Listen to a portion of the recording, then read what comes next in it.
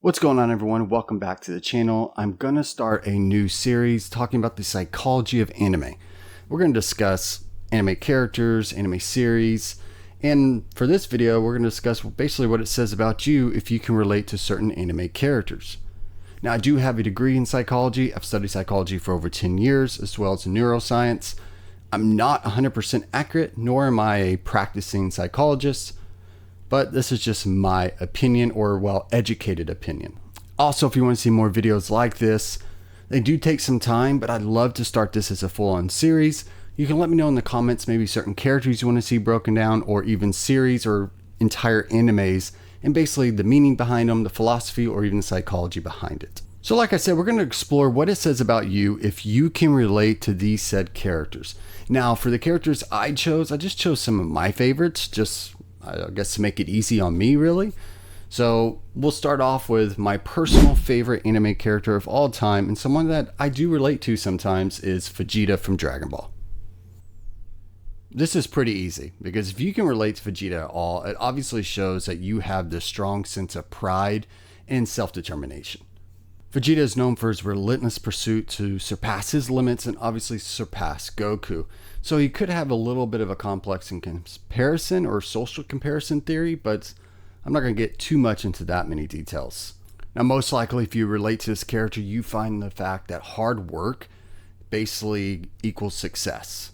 You get all of that from hard work. You're not afraid of failure, and you've been through a ton of failure, and failure does breed success.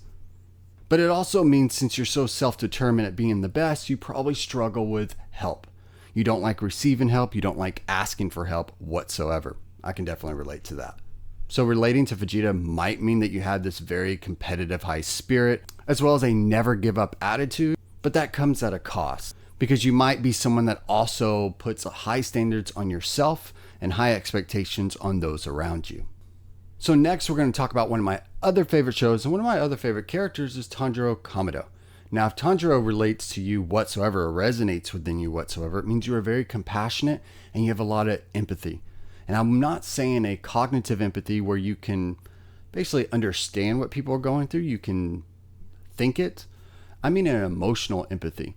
Tanjiro Kamado is very emotional and empathetic to even the worst people, including demons. So this would suggest that you have a very kind spirit, and you also want to protect loved ones around you, whether it's family or friends. You're also very loyal, and you have a very strong moral compass. Now, not all of us can relate to Tanjiro because he's so compassionate. Sometimes I feel like I would like to, at least. So in a condensed form, if you relate to Tanjiro, it means you're deeply empathetic, you have a desire to help others, and you basically want to make the world a better place. Now we're moving on to the cursed world, Jujutsu Kaisen. So now I'm talking about Gojo. If you see yourself in Gojo whatsoever, it definitely means you are charismatic and very confident. Gojo is very powerful, and he knows it. He has a sense of playfulness about his power levels. So mainly this indicates a person who's self-assured and loves challenges. So relating to Gojo means you have a strong sense of self-awareness and you love the spotlight. But it also means you enjoy freedom and creativity. Having some relations to Gojo definitely isn't a bad thing. And last but not least, Goku. If you relate to Goku, you're like a 1%. This is someone who approaches life with a very carefree attitude and is always willing to help others. He's always pushing his limits, but it's not out of jealousy or spite like Vegeta.